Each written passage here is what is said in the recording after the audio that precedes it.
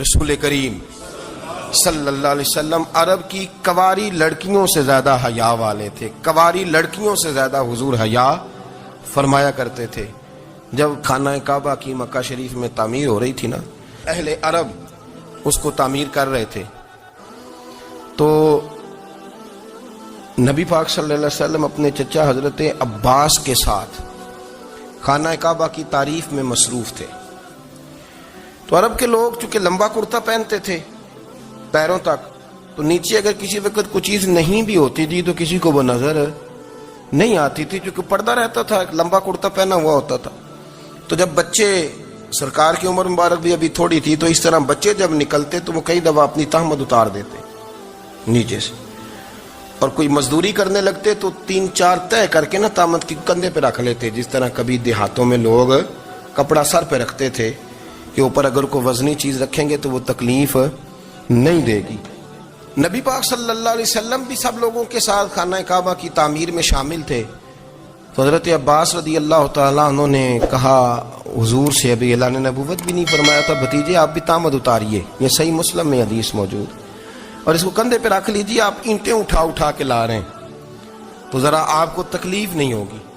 تو سرکار دو عالم صلی اللہ علیہ وسلم سے یہ بات کہی، اور پھر جلدی سے حضور کی تہمت کو نکال کے نا، حالانکہ لمبا کرتا پہنا ہوا ہے، تو وہ جیسے ہی ان کے کندھے پہ رکھا اینٹیں رکھنے کے لیے، تو سرکار تو زمین پہ گر گئے، بے ہوش ہو گئے، آنکھیں آسمان کی طرف، اور پھر حضور پکار رہے ہیں آزاری آزاری آزاری، میرا تامت دے دو، میرا تامت دے دو. کبھی کوئی شخص اس وجہ سے بھی بے ہوش ہوا ہے کہ میرے وجود سے کپڑا اتر گیا ہے؟ حالانکہ سرکار پر وہ بے ہوشی بھی نبی پاک کا وہ جو غلبہ ہے نا شرم و حیا کا، اس کی وجہ سے ہو، ورنہ تو حضور فرماتے ہیں کہ میری آنکھیں سو جاتی ہیں، دل تو میرا اس عالم میں بھی جاگتا رہتا ہے. تو سرکار زمین پہ تشریف لے آئے، آنکھیں میرا تامت دے دو، میرا تامت دے دو. تو جلدی سے انہوں نے تامت دیا تو حضور نے باندھ لیا. پھر طبیعت مبارک میں تسلی ہوئی. یعنی ہم اس رسول کے غلام ہیں کہ جن کے تو وجود سے کپڑا اتر جائے تو حضور برداشت نہیں کرتے، قبول نہیں فرماتے، تکلیف شروع ہو جاتی. لیکن یہاں نوجوان ہیں اور بڑا قد کاٹ ہے اور بڑے بڑے سمجھدار لوگ ہیں، گرمی آتی ہیں تو شارٹ کپڑے پہن کے گھومتے ہیں. ان کو خیال نہیں کہ یہ وہ والا لباس ہے جو باہر تو کیا گھر میں اماں کے سامنے نہیں پہننا چاہیے، بہنوں اور بیٹیوں کے سامنے نہیں پہننا چاہیے. آپ کی گفتگو میں شرم و حیا ہو، آپ کے لب و لہجے کے اندر حسن ہو. آپ کو پتہ ہے نبی پاک صلی اللہ علیہ وسلم نے فرمایا میری امت میں سب سے زیادہ حیا کرنے والے عثمان غنی ہیں. عثمان غنی سب سے زیادہ حیا کرنے والے. آپ فرمایا کرتے تھے جب سے حضور کا چہرہ دیکھا ہے میں نے کبھی اپنی شرمگاہ بھی نہیں دیکھی، میں نے آنکھوں کا وضو نہیں توڑا، اور جب سے حضور کے دست مبارک میں میں نے بیعت کے لیے سیدھا ہاتھ بڑھایا تو پھر سیدھا ہاتھ میں نے کبھی گندگی کو نہیں لگایا. حیات. آپ باتھ روم کے اندر بھی غسل فرماتے تھے تو کپڑوں سمیت کرتے تھے. کسی نے کہا حضرت جی واش روم کے اندر کیوں نہیں کپڑے اتارتے؟ آپ فرمانے لگے باہر بندوں سے حیا کرتا ہوں، اندر جاتا ہوں تو رب سے حیا آنی شروع ہو جاتی، وہ تو دیکھ رہا ہے نا. تو میں جو بات آپ کی خدمت میں عرض کرنا چاہتا ہوں اس کو آپ سمجھیے گا میرے عزیز، کہ شرم والا مزاج، گفتگو بھی شرم والی، آنکھیں بھی شرم والی، لباس بھی شرم والا، دوستی یاری بھی شرم والی، بہت ساری ایسی باتیں. دیکھیں نا آپ ذرا، میں نے کہا کہ باتوں کو سن کے گزر نہ جایا کریں، اس کی گہرائی پر غور کریں. اور نبی رحمت علیہ السلام کی پہلی بات نہیں بیویوں کی آنکھوں میں آنسو پیدا کر دیے. حضور فرمانے لگے سنو، جب کوئی عورت بچہ پیدا کر لیتی ہے تو رب اسے اتنا ہی درجہ دیتا ہے جتنا ایک شہید کو درجہ عطا کرتا ہے. اور فرمایا جب وہ عورت اس کا بچہ آ جاتا ہے، اب وہ رات کو روتا ہے، وہ اٹھتا ہے، پخانا اور پیشاب کرتا ہے، اپنے وجود کو آلودہ کر لیتا ہے، تو نبی پاک صلی اللہ علیہ وسلم فرمانے لگے وہ عورت یہ فکر نہ کرے کہ وہ دیکھو مرد تو آرام سے سویا ہوا ہے اور میں اٹھ کے بچے کو صاف کر رہی ہوں، پخانا پیشاب دھو رہی ہوں. میرے محبوب نے ہر مرتبہ فکر کو، حضور نے زندگی اس کے ہر شعبے سے تعلق رکھنے والے آدمی کو عزت دی. فرمایا بیبیو جب تم رات کو اٹھ کے اپنے بچے کی خدمت کرتی ہو، دودھ ڈال کے دیتی ہو، پخانا اور پیشاب صاف کرتی ہو، تو فرمایا رب تمہیں اتنا ہی اجر دیتا ہے جتنا ساری رات مصلی پہ کھڑے رہنے والے عبادت گزار کو اجر عطا فرماتا ہے. اتنا اللہ تمہیں اجر دیتا ہے. ہر شخص کے حصے میں، ہر شخص کے حصے میں میرے نبی پاک نے عزت لکھی، ہر شخص کے حصے میں۔ رسول پاک نے وقار، رشتوں کو حضور نے اتنا مضبوط کر دیا، اتنا مضبوط کر دیا کہ رشتے رشتے نہیں درد بن گئے۔ ماں کا نام آتا ہے تو آنکھوں میں آنسو آ جاتے ہیں نا، ماں کا نام آتا ہے تو دل تڑپتا ہے نا۔ یار یہ انقلاب ہے جو میلاد والے رسول نے برپا کیا، ورنہ حضرت طارق ابن عبداللہ کہتے ہیں میں حضور کے اعلان نبوت سے پہلے بھی مکے آیا تھا۔ آپ فرماتے ہیں میں نے ایک بوڑھی عورت کو، ایک نوجوان کو گلے میں رسی ڈال کے گھسیٹ کے لے جاتے دیکھا، تو میں نے اس سے کہا کہ یہ کیا کر رہے ہو، کون ہے یہ بی بی، کیا مسئلہ ہے؟ تو وہ کہنے لگا جی میری اماں ہے، بوڑھی ہو گئی ہے، کسی کام کی نہیں رہی تو بیچنے جا رہا ہوں، چلو کسی کے برتن جب مانجے گی تو میرے تو پاس کچھ نفع آئے گا نا بیچنے۔ یہ داستانیں نہیں، ابھی بھی جن لوگوں کی طبیعت سخت ہوتی ہے وہ قتل نہیں کر دیتے ماں باپ کو۔ واقعہ سنے نا آپ نے کہ ابا میرے نام زمین نہیں کر رہا تو مار دیا۔ جب کلیجے سخت ہوتے ہیں تو کام ہو جاتا ہے۔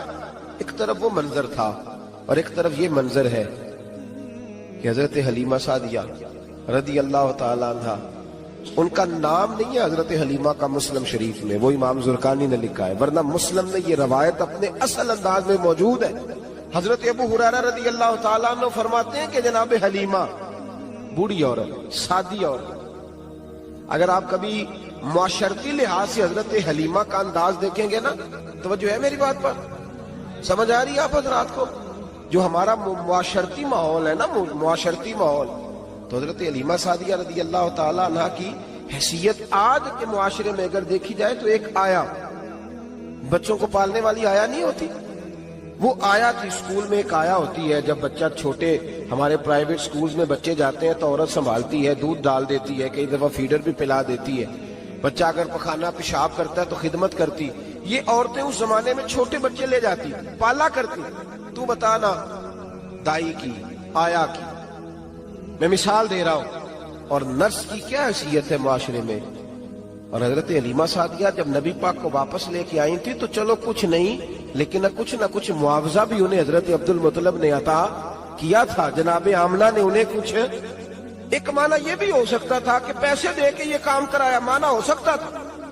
آج جو گھر میں اماں برتن دھوتی ہے اس کی کیا حیثیت ہوتی ہے؟ وہ تو بیچاری جن برتنوں کو دھو کے ہمیں دیتی ہے، بعد میں انہی برتنوں میں ہم انہیں کھانا کھانے کی اجازت نہیں دیتے۔ لیکن میرے رسول پاک نے رشتوں کو عزت دے دی، اس طرح کی عزت دی، اس طرح کی عزت دی کہ جناب حلیمہ مسجد نبی کا دروازہ گزری ہی تھی کہ حضرت ابو ہریرہ فرماتے ہیں نبی پاک منبر پر اٹھ کے کھڑے ہو گئے، رسول پاک کھڑے ہوئے، نبی پاک۔ میں کبھی کبھی یہ روایت دیکھتا ہوں تو میرا دل کرتا ہے میں اپنے آپ سے پوچھوں، میرا دل کرتا ہے میں اپنے یاروں دوستوں خطباء سے، واعظین سے، پیروں سے، مشائخ سے پوچھوں کہ تو بھی بتا، جب تو شاگردوں کو پڑھا رہا ہوتا ہے اور تیرے ابا جی آتے ہیں تو کبھی اٹھ کے کھڑا ہوا ہے؟ اپنے جیسے لوگوں سے، اچھے علماء کی بات نہیں کرتا، کبھی سوال کرو۔ یہ بڑا مشکل کام ہوتا ہے، بڑا مشکل کہ عالم دین تقریر کر رہا، والد آ جائے، بندہ اٹھ کے کھڑا ہو۔ لیکن رسول پاک نے عزتیں دی، وقار دیا۔ جناب حلیمہ داخل ہوئی تو حضور منبر پہ کھڑے ہوئے اور اتنی تیزی سے حضور آگے بڑھے، اپنی چادر کو اتارا اور پھر میرے رسول نے زمین پہ بچھایا، اور پھر حضرت حلیمہ سعدیہ بیٹھ گئی۔ اور جناب ابو ہریرہ فرماتے جتنی دیر نبی پاک ان کے سامنے بیٹھے رہے، اتحیات کی حالت میں بیٹھے رہے۔ حضور نے رشتوں کو وہ وقار دیا، وہ حسن دیا کہ رشتے درد بن گئے ہیں۔ اب ماں کا نام دل میں بعد میں آتا ہے، زبان میں بعد میں آتا ہے، آنسو پہلے آتے ہیں۔ اب ماں کا رشتہ ایک وقار ہے، ایک حسن۔ الحاوی للفتاوی میں امام جلال الدین سیوطی رحمت اللہ لکھا ہے، فتح مکہ کے بعد نا کمال ہو گیا، وَرَأَيْتَ النَّاسَ يَدْخُلُونَ فِي دِينِ اللَّهِ أَفْوَاجًا، فوجوں کی فوجیں دین میں آ گئی۔ ایک زمانہ تنہائیوں کا ہوتا ہے، ایک عروج کا ہوتا ہے۔ عروج کے زمانے میں بڑے تعلق، بڑے رش، بڑی باتیں۔ اب حال یہ تھا فتح مکہ کے بعد کہ پہلے تو ایک آدھ آدمی کلمہ پڑھتا تھا، فوجوں کی فوجیں آتی۔ ایک دن نہ نبی پاک نماز پڑھانے آئے مسجد میں، میرے نبی پاک صلی اللہ علیہ وسلم نے مسجد میں آئے تو مسجد کھچا کھچ بھری ہوئی، گلیاں بھی بھری، 10,000 کے قریب لوگ مدینے میں جمع ہیں حضور کے پیچھے نماز پڑھنے کے لیے۔ پڑھیے صلی اللہ علیہ وسلم۔ نبی پاک صلی اللہ علیہ وسلم تشریف لائے نا، جیسے ہی مسجد میں داخل ہوئے تو 10,000 کا مجمع اٹھ کے کھڑا ہو گیا. ہمارے لیے لوگ کھڑے ہوتے ہیں تو ہماری آنکھیں پرنم نہیں ہوتی، بلکہ ہم اپنا حق سمجھتے ہیں. ہم کہتے ہیں ان کا بنتا ہے کھڑے ہونا. حالانکہ بھائی دنیا سب کے لیے کھڑی نہیں ہوتی. جب کوئی کھڑا ہونا تو نظر جھک جانی چاہیے اور تیرے دل میں خیال آنا چاہیے کہ یا اللہ مجھ پہ رحم ہی رکھنا، اے اللہ میری پردہ پوشی کرنا، یا اللہ یہ تیری دی ہوئی عزت ہے، مہربانی کر خفیہ تدبیر سے محفوظ فرما. کہ ہمیں احساس نہیں ہوتا الا ماشاءاللہ. اللہ کے محبوب داخل ہوئے تو 10,000 کا مجمع کھڑا ہو گیا. 10,000 آدمی کھڑا ہو تو ایک کیف بنتا ہے. تو میرے جیسا آدمی تو ویسکور سیدھی کرنے لگ جاتا ہے نا کہ بڑی شان ہے جناب، کالر ٹھیک کر لو، دستار سیدھی کر لو، کیا بات. اتنے لوگ بھی کبھی کسی کے گاڑی کے پیچھے بھاگے. لیکن نبی پاک کا انداز کیا تھا؟ رسول پاک کی آنکھوں میں آنسو آ گئے. 10,000 آدمی کھڑا ہوا، حضور رو پڑے اور اتنا روئے کہ جناب ابو ہریرہ رضی اللہ تعالی عنہ فرماتے ہیں کہ میں نے نبی پاک کے سینے سے آواز نکلتی دیکھی. جب آدمی زیادہ روتا ہے تو سینے سے آواز آتی. حضور روئے کہ سینے سے آواز آئی. آپ فرماتے ہیں پھر حضور نے آنسو پوچھے، پھر نماز مکمل ہوئی. جب لوگ چلے گئے تو حضرت ابو بکر صدیق اٹھ کے قریب گئے، کہا یا رسول اللہ صلی اللہ علیہ وسلم آج کوئی وجہ نہیں تھی رونے کی، آپ آئے ہیں اور رونا شروع کر دیا. تو میرے محبوب فرمانے لگے آج جب میں نے اپنی وہ شانیں دیکھی، وہ مقام دیکھا تو مجھے اپنی اماں کی یاد آ گئی. ماں کی یاد، رشتوں کو وہ عزت دی، وہ وقار دیا، وہ حسن دیا. کہاں نماز کے لیے لوگوں کا کھڑا ہونا اور کہاں اماں کی بات چھیڑ دینا. میرے حبیب فرمانے لگے مجھے اپنی اماں آمنہ کی بات یاد آئی. میری ماں نے تو وہ دور دیکھا تھا جب وجود میں کپڑے بھی پورے نہیں تھے. دل کرتا تھا آج اماں موجود ہوتی، میں نماز پڑھانے آتا، اللہ اکبر کہہ کے نیت باندھتا، سبحانک اللہ کے بعد سورہ فاتحہ پڑھتا اور سورہ فاتحہ مکمل پڑھ لیتا کہ میری اماں آمنہ کو کوئی کام یاد آتا.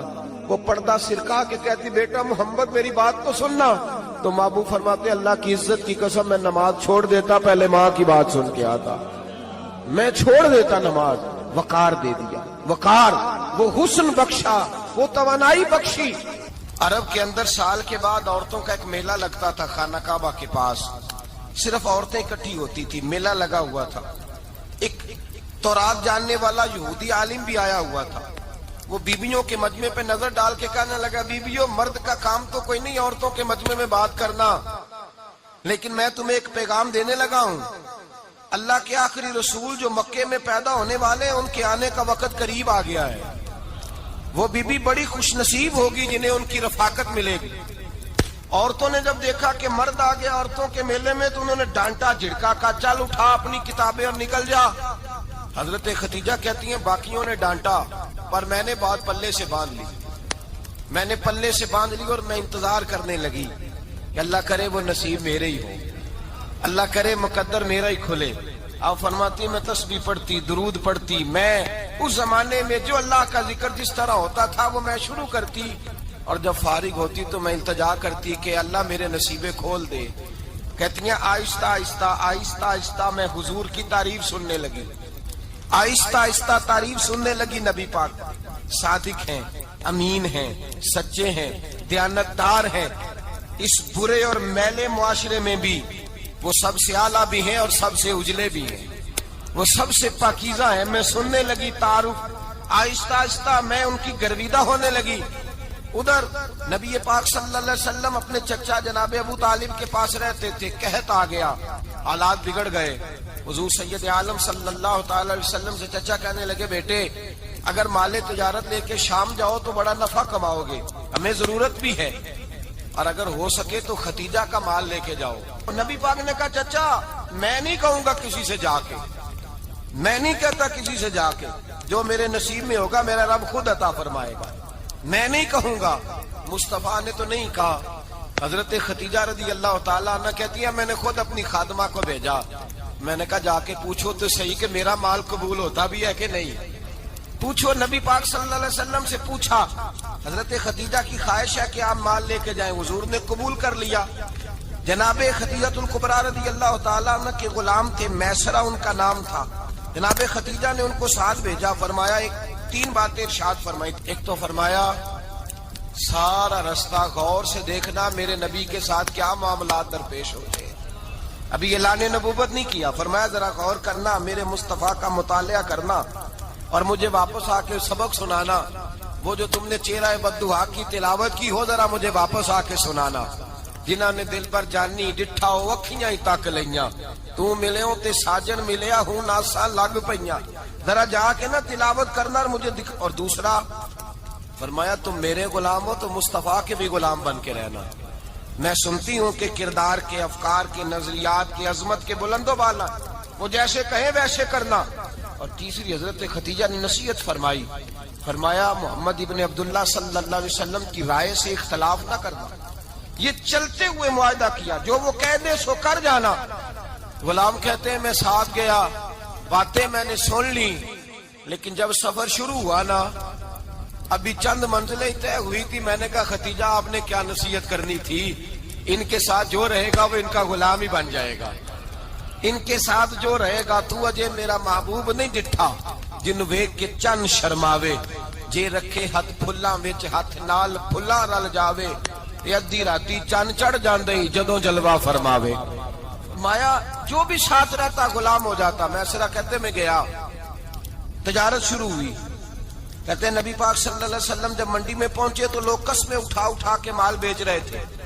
اللہ کے محبوب جب گئے نا تجارت کرنے تو ایک آدمی کہنے لگا چلو معاذ اللہ بتوں کے نام تھے لات و منات، کہنے لگا لات کی، عزا کی، منات کی قسم اٹھاؤ، تو نبی پاک فرمانے لگے ان کی قسم اٹھاؤں جن کا میں نام لینا بھی پسند نہیں کرتا۔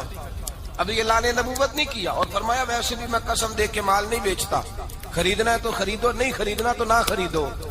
کہتے ہیں لوگ قسمیں اٹھا اٹھا کے پیچھے جاتے تھے، پر میرے نبی جس سے رخ پھیرتے تھے وہ نبی پاک کے پیچھے ہو جاتا تھا۔ ماتے کئی گنا زیادہ نفع کمایا۔ ہم رستے میں تھے، حضور ایک درخت کے نیچے آرام کرنے لگے، ایک عیسائی راہب غار میں بیٹھا تھا، نکل کے آ گیا، مجھ سے کہنے لگا مجھے وہ جانتا تھا، میں سرا یہ کس کو ساتھ لائے، یہ کون ہے؟ میں نے کہا اہل قریش کے ایک معزز آدمی ہے۔ کہنے لگے یار جس درخت کے نیچے یہ لیٹے ہوئے ہیں یہاں عام آدمی نہیں لیٹ سکتا، یہاں وہی لیٹے گا جو اللہ کا سچا رسول ہوگا، یہاں دوسرا کوئی لیٹ ہی نہیں سکا، یہ رسول ہے، ان کا خیال رکھنا، خیال رکھنا۔ کاش میں اس وقت تک زندہ رہوں جب یہ نبوت کا اعلان کریں۔ میسرہ کہتے ہیں میں غلام ہو گیا، نبی پاک صلی اللہ علیہ وسلم کی ادائیں مجھے بھانے لگی۔ جب واپسی پہ نکلے تو گرمی بڑی شدید تھی، فرماتے ہیں جب دھوپ تیز ہوتی تو بادل کا سایہ آ کے حضور پہ سایہ کر دیتا، بادل کا ٹکڑا نبی پاک پہ۔ اللہ جانے کہاں بیٹھ کے لوگوں نے کتابیں پڑھی ہیں جو کہتے ہیں 40 سال کے بعد نبی بنے تھے، پتہ نہیں کہاں بیٹھ کے کتابیں پڑھی ہیں۔ ہم نے تو جو سیرت پڑھی ہے وہ بتاتی ہے کہ تیری حیات پاک کا ہر لمحہ پیغمبر لگے، ہر لمحہ پیغمبر لگے۔ یہاں تو وہ لوگ جو کئی سال پہلے 20 اور 25 سال پہلے حضور سید عالم صلی اللہ علیہ وسلم کی رفاقت میں رہے، وہ اعلان کر رہے، لوگ پتہ نہیں کہاں بیٹھ کے کتابیں پڑھتے ہیں، کہاں بیٹھ کے۔ میرے نبی پاک سے صحابہ نے پوچھا حضور آپ کب نبی تھے؟ فرمایا ابھی آدم کی مٹی گوندی جا رہی تھی، ابھی آدم کی مٹی گوندی جا رہی تھی، میں تب بھی اللہ کا رسول تھا۔ میرے بھائی نبی رحمت سید عالم صلی اللہ علیہ وسلم کے غلام حضرت خدیجہ کے غلام کہتے ہیں واپس آیا، اور پہلے بھی کئی دفعہ حضرت خدیجہ کا مال گیا تھا، بڑے نفع آئے تھے، پر جو نفع اس سال آیا وہ پہلے کبھی نہیں آیا تھا۔ کہتے ہیں مجھ سے حضرت خدیجہ کی سہیلی بھی بیٹھی تھی، میں بھی آ گیا، اور جناب خدیجہ کی سہیلی کہنے لگی چل مال کے بارے میں کچھ بتا، کتنا بکا؟ میں نے کہا مال چھوڑو، مصطفیٰ کی سنو۔ اور پھر کہتی چلو ٹھیک ہے، بادل سایہ کرتا تھا، چلو ٹھیک ہے، تم سے راہب نے پوچھا تھا یہ صحیح ہے، انہوں نے تیری سارے رستے بڑی خدمت کی، تیرا بڑا خیال رکھا، پر یہ بھی بتا تجارت کیسے ہوئی؟ تو میں سرا کہنے لگا زندگی میں نے بھی ساری گزار دی ہے، پر اس رسول کے ساتھ 4 دن ہی گزارے ہیں، حد ہو گئی مجھ سے، اور کچھ نہ پوچھو، اور کچھ نہ پوچھو، آ میرے دل آمنہ کے لال کی باتیں کرے، اور کچھ نہ پوچھو، بس ذکر ان کا چھیڑیے ہر بات پر، اور چھیڑنا شیطان کا عادت کیجئے، بس مجھے حضور کے تذکرے بیان کرنے ہیں، ذکر مصطفیٰ کرنا ہے۔ حضرت خدیجہ الکبریٰ بڑی متاثر ہوئی، کہتی ہیں مجھے درجنوں لوگوں نے پیغام نکاح دیا تھا پر میں نے سنی نہیں تھی، میں نے نفیسہ کے ہاتھ پیغام بھیجا، میں نے کہا میری عمر 40 سال ہے، ان کی 25 سال ہے، اور میرا اعمال اور طرح کا ہے، وہ شہنشاہ ہیں، جا کے پوچھو تو صحیح भला मैं कबूल होती हूं? पूछो। नफीसा कहती है मैं आई तो वो खातून जिनके लिए लोग बड़े बड़े कुरैश पैगाम देते थे, पैगाम लेके आई। तो रसूल पाक ने अजीब रंग बयान किया अपनी सीरत का। जब मैं पहुंची मैंने कहा खदीजा निकाह करना चाहती है। नफीसा कहती है मेरा ख्याल था कि कोई और होता तो कुर्सी से उठ खड़ा होगा, फौरन कहेगा अच्छा जल्दी करो, बात करो।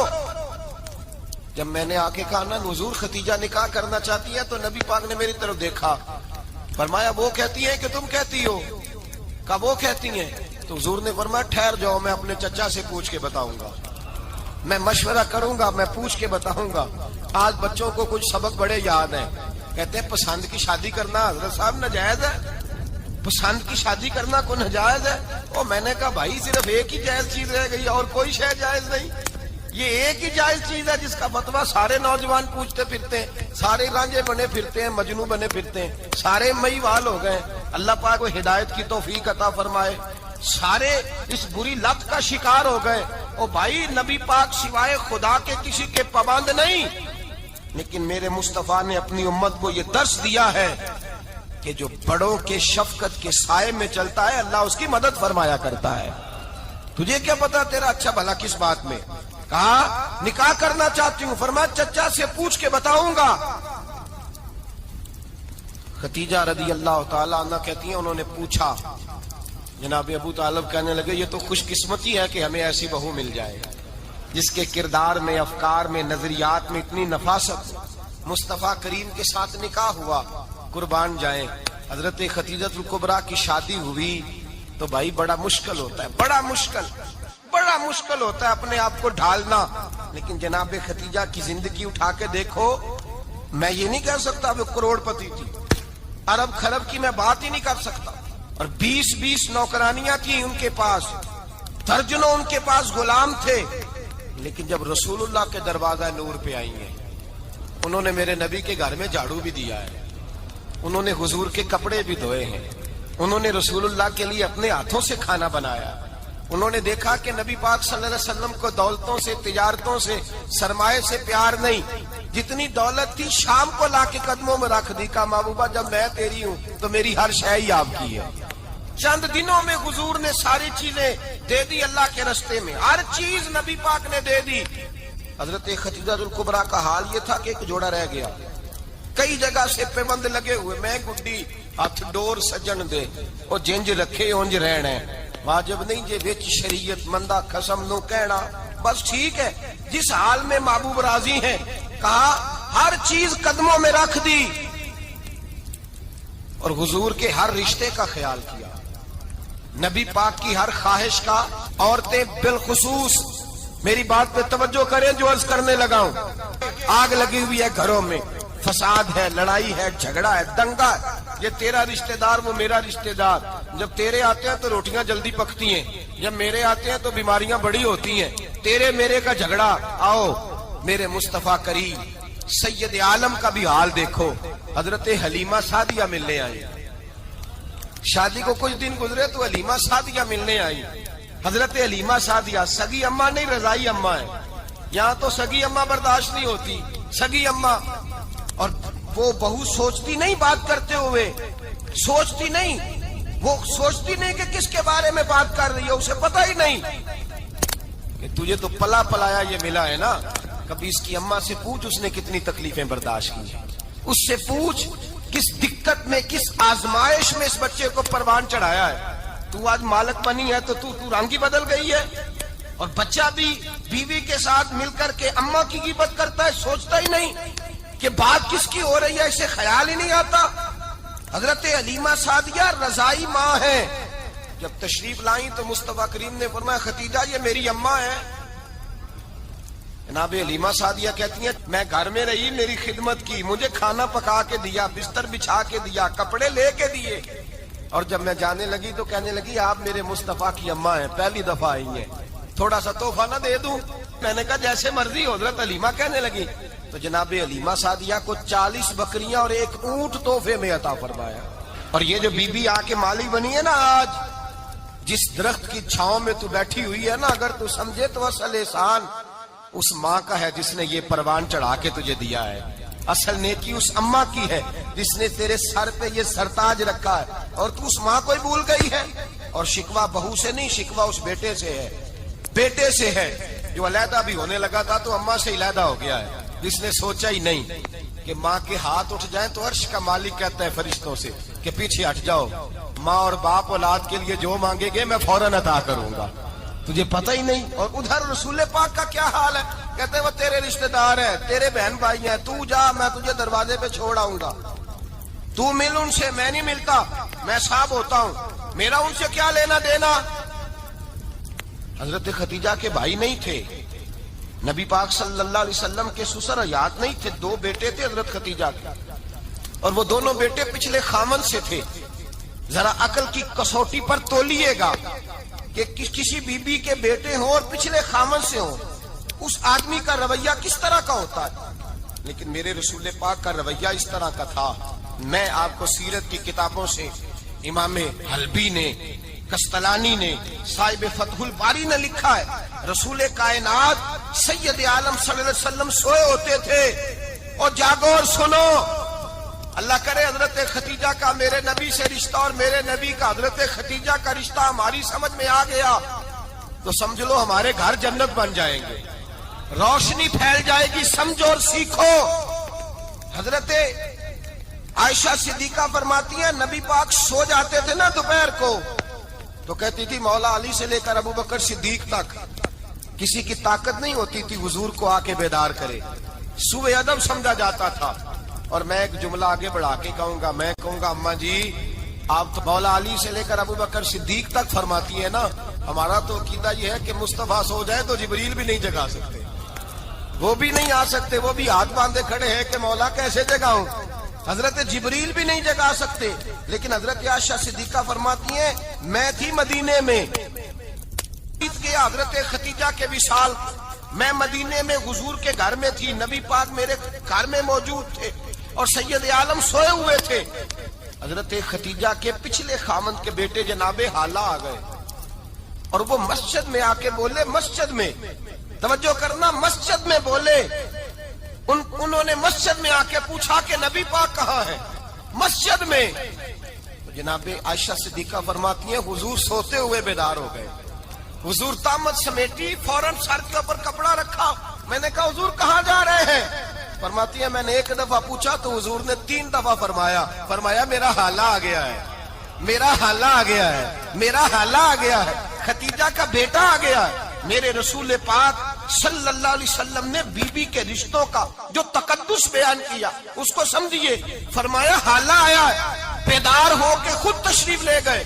یہ تو حالہ تھے نا، بڑے بیٹے حضرت خدیجہ کے سب سے، ان کا نام ہند تھا، اور حضرت ہند سے کوئی بندہ تعارف پوچھتا نا، نبی پاک کا جو حلیہ ملتا ہے نا کتابوں میں، سیرت کی کتابوں میں، حضور کا مکھڑا کیسا تھا، مکھ چند بدر شاشانی ہے، متھے چمک دی لاڈ نورانی ہے، کالی زلف تیاک مستانی ہے، مخمور اکھی ہیں مد بریاں۔ یہ جو حضور کا حلیہ ملتا ہے نا، یہ حضرت ہند کا بیان کیا ہوا ہے۔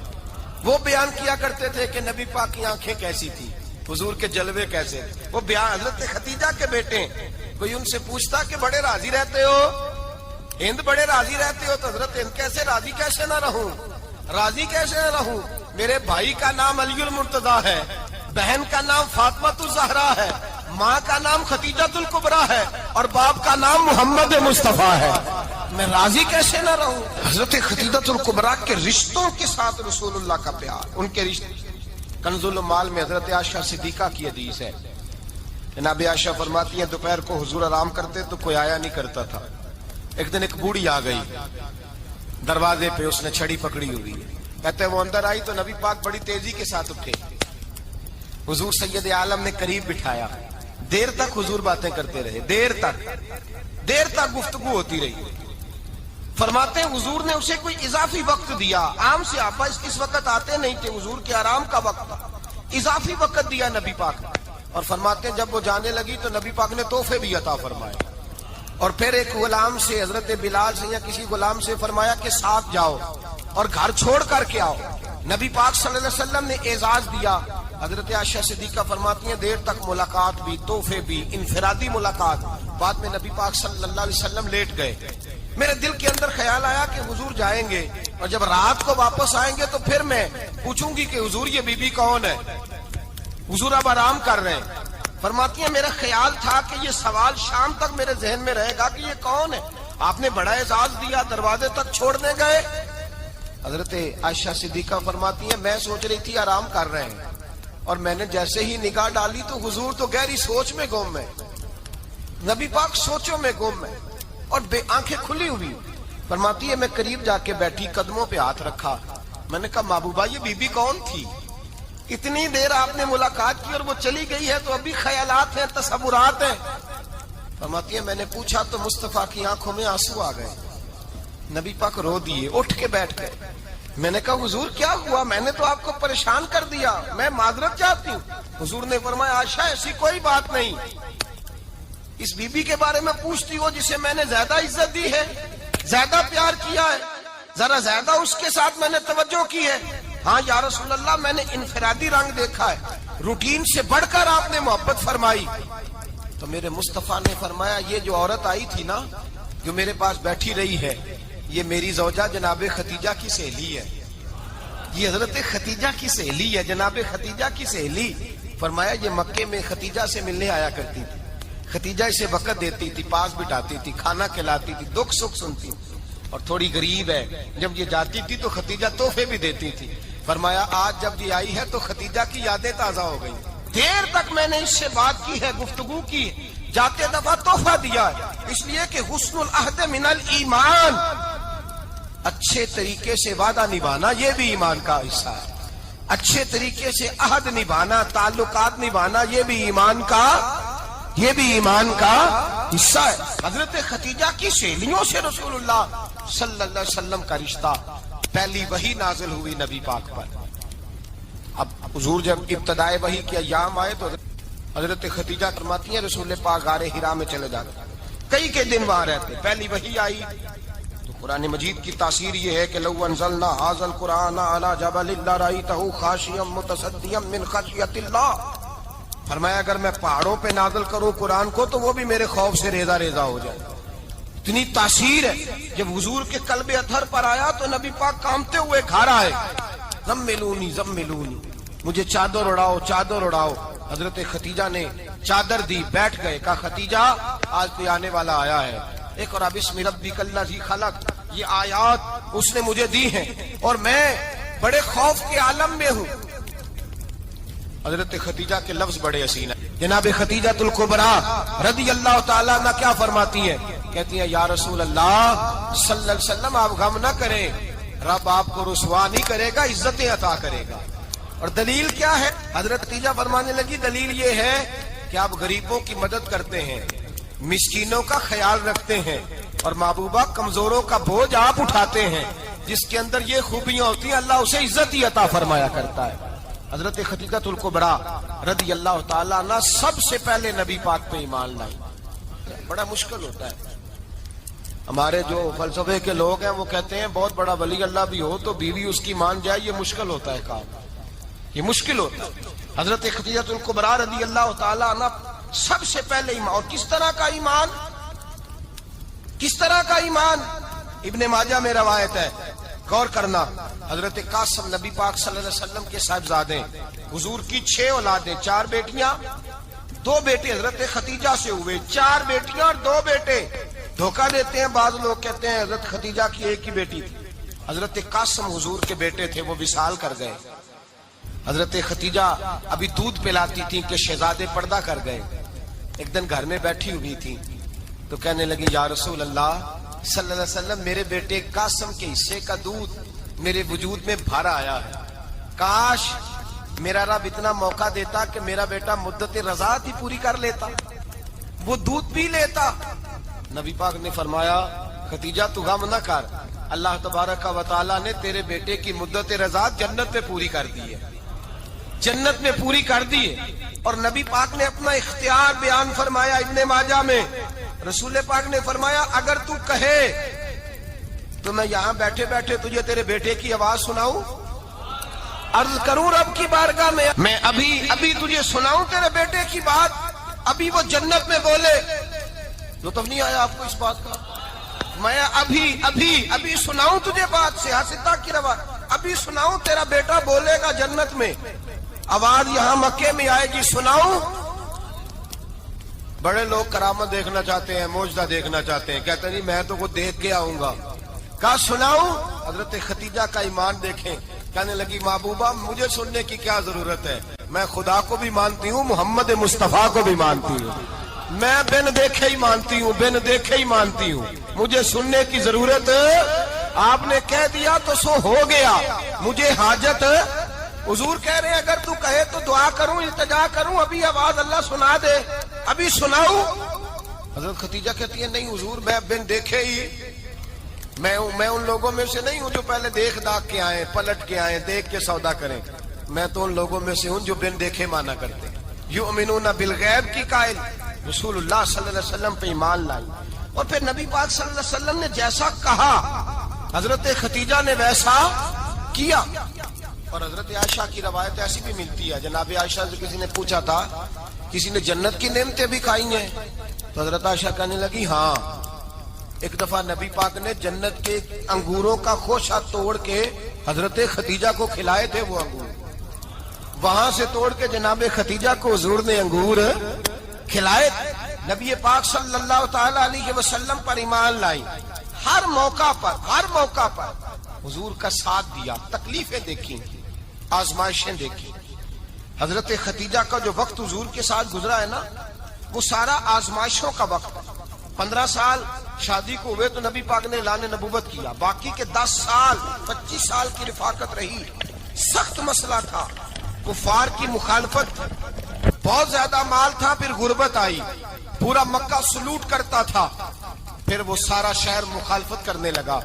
حضرت خدیجہ الکبریٰ ڈٹ کے رسول اللہ کا ساتھ دیتی، ہر موقع پر کسی جگہ شکوہ نہیں کیا۔ یہاں عورتیں بول پڑتی ہیں، کہتی ہیں جب سے تیرے گھر آئی ہوں سکھ نہیں دیکھا، جب سے یہاں آئی ہوں کچھ نہیں دیکھا، جب سے یہاں آئی ہوں بڑی آزمائش میں ہوں۔ حضرت خدیجہ الکبریٰ مال لے کے آئی، لیکن انہوں نے دیکھا کہ مصطفیٰ کو غریبی پسند ہے تو غریب ہو گئی۔ جیم جان دا کچھ وسا نہیں ہوں، جان یار نو دے تے شاد ہو جا، ایسے دل دے ہیں فساد سارے، دل دربر نو دے تے آزاد ہو جا، جیو رکھے آباد تے رو وسدا، تے جدو کرے برباد ہو جا۔ کہا یا رسول اللہ جس بات میں آپ راضی ہیں میں بھی اسی بات میں راضی ہوں۔ جناب خدیجہ رضی اللہ تعالیٰ عنہ مکمل وقت رسول اللہ کا ساتھ دیا۔ شیب ابی طالب کے 3 سال قید میں گزارے۔ جس عورت نے ساری زندگی مال دیکھا ہو، اعلیٰ سے اعلیٰ کھانا کھایا ہو، بڑے گھر میں وقت گزارا ہو، قیدی ہو کے وقت گزارا، اور آپ اگرچہ قریش میں سے تھی لیکن جس شاخ سے حضور تھے بنو ہاشم اس میں سے نہیں تھی آپ۔ حضرت خدیجہ رضی اللہ تعالی عنہا یہ کہہ سکتی تھی کہ یہ بائیکاٹ جو 3 سال مکے والوں نے کیا اور ایک چھوٹی سی وادی میں قید کر دیا ہے بنو ہاشم کو، تو یہ میرا بائیکاٹ نہیں ہے۔ نبی پاک صلی اللہ تعالی علیہ وسلم نے اجازت بھی دی کہ اگر تم چاہو تو علیحدہ رہ سکتی ہو، بائیکاٹ تو میرا ہے۔ لیکن حضرت خدیجہ نے کہا نہیں، تیرے قدموں میں رہوں، غیر کی ٹھوکر پہ نہ ڈال، جھڑکیاں کھاؤں کہاں چھوڑ کے صدقہ تیرا، اور تیرے قدموں میں جو ہے وہ غیر کا منہ کیا دیکھے، کون نظروں پہ چڑھے دیکھ کے تلوا تیرا۔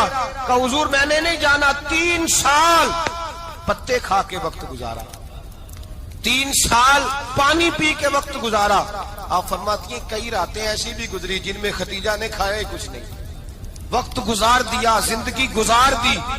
3 سال ایک لمحے کے لیے شکایت نہیں کی۔ او بھائی ایسی وفادار ماں کا تو روز ذکر ہونا چاہیے۔ ایسی اعلیٰ حضرت فرماتے ہیں حق گزارے رفاقت پہ لاکھوں سلام، حق گزارے رفاقت پہ۔ اچھا میں دعا کرنے لگا ہوں کہ آپ سارے حضرت خدیجہ پہ سلام پڑھیں۔ حق گزارے رفاقت پہ لاکھوں سلام، لاکھوں سلام۔ حضرت خدیجہ الکبریٰ رضی اللہ تعالیٰ عنہ نے حق ادا کیا، سیدی ماں، پہلی ماں، کہف امن و امان، حق گزارے رفاقت پہ لاکھوں سلام۔ حضرت خدیجہ الکبریٰ رضی اللہ تعالی حق ادا کیا۔ 3 سال کا وقت سوشل بائیکاٹ کا وقت تھا، سوشل بائیکاٹ، لیکن حضرت خدیجہ الکبریٰ نے حضور کے ساتھ ٹائم گزارا۔ بائیکاٹ ختم ہوا، آسانی کا وقت آیا تو خدیجہ بیمار ہو گئی۔ ام المومنین سیدنا خدیجہ رضی اللہ تعالیٰ عنہ علیل ہوئی، علالت شدید ہوئی تو نبی پاک آ کے سرانے بیٹھے. قربان جاؤں آج لوگ اتنی نوکری نہیں کرتے جتنا احسان جتلاتے ہیں. کہتے ہیں وہ فلاں مولوی صاحب کو روٹی میں دیا کرتا تھا, وہ فلاں آدمی کے ساتھ اس کو تو آگے پہنچایا ہی میں نے. کریڈٹ پکڑ پکڑ کے لوگ اپنے کھاتے میں ڈالنے کے چکر میں ہوتے ہیں. لوگ اس قدر زیادہ پیار نہیں کرتے جتنا جتلاتے ہیں. حضرت خدیجہ الکبریٰ نے سکھایا ہے انداز امت کو کہ وفا کیا ہوتی ہے. حضرت خدیجہ نے ساری زندگی نوکری کی, ساری زندگی وفا کی. وقت وصال آیا, حضور کو بلایا, اللہ کے محبوب تشریف فرما ہوئے. صاحب ابن الشام کہتے ہیں حضرت خدیجہ رو پڑی, کہنے لگی محبوبہ میں نبی کی بیوی تھی, میں خدمت کا حق نہیں ادا کر سکی, کوئی غلطی ہو گئی ہو تو مجھ سے درگزر کر دیا جائے, مجھے معاف کر دیا جائے. یہ کہہ کے رونے لگی. نبی پاک نے فرمایا تو غلطی کی بات کرتی ہے, خوش ہو جا, میرے رب نے وعدہ فرمایا ہے کہ تو دنیا میں بھی میری بیوی ہے تو جنت میں بھی تو ہی میری بیوی بنے گی. وعدہ کیا ہے اللہ تبارک و تعالی, میں نے تجھے پسند کیا ہے, جنت میں بھی تو ہی میری بیوی ہے. میرے نبی کریم سید عالم صلی اللہ علیہ وسلم نے حضرت خدیجہ الکبریٰ رضی اللہ تعالیٰ عنہ سے اس قدر زیادہ. حضرت عائشہ فرماتی ہیں اکثر گھر میں اکثر نبی پاک حضرت خدیجہ کا ذکر چھیڑ دیتے. یہاں تو آدمی بہن کا ذکر نہیں نہ کر سکتا بیوی کے سامنے, اماں کا ذکر نہیں کر سکتا, معاملہ خراب ہو جاتا, بڑا مشکل ہو جاتا, مشکل ہے. حضرت عائشہ صدیقہ بظاہر تو سوکن تھی نا, لیکن حضرت عائشہ بیان کرتی ہیں, کہتی ہیں نبی پاک سب سے زیادہ حضرت خدیجہ کا ذکر کرتے تھے گھر میں, اکثر ذکر ہو. خدیجہ یوں کرتی تھی, خدیجہ یہ کام اس طرح کرتی تھی, خدیجہ کا یہ رنگ ہوتا تھا, اس کا یہ طریقہ ہوتا تھا, اس کا یہ طرز حیات تھا, وہ ایسے چلتی تھی, وہ ایسے, اکثر حضور بیان کرتے. حضرت عائشہ فرماتی ہیں مجھے رشک ہوتا, رشک, ناز کرتی میں, کیا مقدر ہے خدیجہ کے. کہتی ہے ایک دن نا میں نے کہا ذرا بات تو کروں, کہتی ہے نبی پاک گوشت لائے, مجھے کہا عائشہ ذرا گوشت صاف کرو, پکاؤ اور ذرا شوربہ زیادہ کرنا. کہتی ہے میں نے وہ گوشت لیا, صاف کرنے لگی. میں نے کہا حضور شوربہ کیوں زیادہ کرنا ہے, مہمان آنے والے ہیں, کچھ لوگوں کو آنا ہے. تو نبی پاک نے فرمایا نہیں, آنا تو کسی نے نہیں, مجھے پتا چلا مدینے میں خدیجہ کی کچھ سہیلیاں آئی ہیں, میرا دل کرتا ہے کچھ سالن بطور تحفہ ان کو بھی بھیج دوں. تو ذرا زیادہ پکانا, خدیجہ کی سہیلیوں کو میں نے سالن بھیجنا ہے, تحفہ دینا ہے. حضرت عائشہ کہتی ہیں ایک جملہ ہلکا سا, بے ضرر سا, بڑا دھیما سا, بچ کے, بڑا اپنے آپ کو محتاط کر کے. میں نے کہا یا رسول اللہ صلی اللہ علیہ وسلم آپ خدیجہ کا ذکر بہت کرتے ہیں, حضور وہ تو عمر میں 15 سال بڑی تھی. یا رسول اللہ صلی اللہ علیہ وسلم اللہ نے آپ کو جوان اور خوبصورت بیویاں دی, آپ خدیجہ کا ذکر کرتے ہیں. فرماتی ہیں یہ بات کہہ کے میں خاموش ہو گئی, میرا خیال تھا جواب آئے گا, دیر ہو گئی, حضور جواب نہیں دیتے. کہتی ہے میں نے یوں نظر اٹھا کے دیکھا تو چہرہ مبارک سرخ ہو گیا, اور رسول پاک نے فرمایا عائشہ آج بات کی ہے, آج کے بعد یہ بات نہ کرنا. میں نے کہا حضور کیا ہوا؟ فرماتے ہیں پہلے جلال تھا, پھر اچانک وہ جلال آنسو میں بدلا, اور حضور نے رو کے فرمایا عائشہ تم ساری بیویاں سکھوں کے وقت آئی ہو, خدیجہ تو میرے دکھوں کی ساتھی ہے, وہ تو میری آزمائشوں اور تکلیفوں کی ساتھی, اس نے تو میرے ساتھ وقت کٹھن بتایا. جب لوگ مجھے پتھر مارتے, میرے رستے میں کانٹے بچھاتے, میں پریشان ہو کے لوٹتا, اس کے ایک ہاتھ میں دودھ کا پیالہ ہوتا, ایک ہاتھ میں کھجوریں ہوتی, دودھ پلا کے, کھجور کھلا کے, بستر بچھا کے, روٹی دے کے کہتی محبوبہ غم نہ کرنا, اللہ بڑی عزتیں عطا فرمائے گا, اللہ بڑی شانیں عطا فرمائے گا. میرے رسول کریم سید عالم صلی اللہ تعالی علیہ وآلہ وسلم. اور پھر امام ابن حجر نے لکھا ہے, آپ فرماتے ہیں بعض لوگوں پہ حضور نے کبھی جلال بھی فرمایا, کبھی جلال بھی فرمایا, اور حضور کا جلال بھی بڑی رحمت والا ہے. نبی پاک نے فرمایا اللہ اگر میں اپنے کسی امتی کو جھڑک دوں تو اسے اتنا ثواب دینا جتنا تو فرض نماز کا ثواب عطا کرتا ہے. حضور کا تو جلال بھی کرم والا ہے, کرم والا جلال ہے رسول پاک کا. اکثر بعض لوگوں پر حضور ناراض بھی ہوتے, لیکن امام ابن حجر فتح الباری میں فرماتے ہیں کہ صحابہ اور اہل بیت میں سے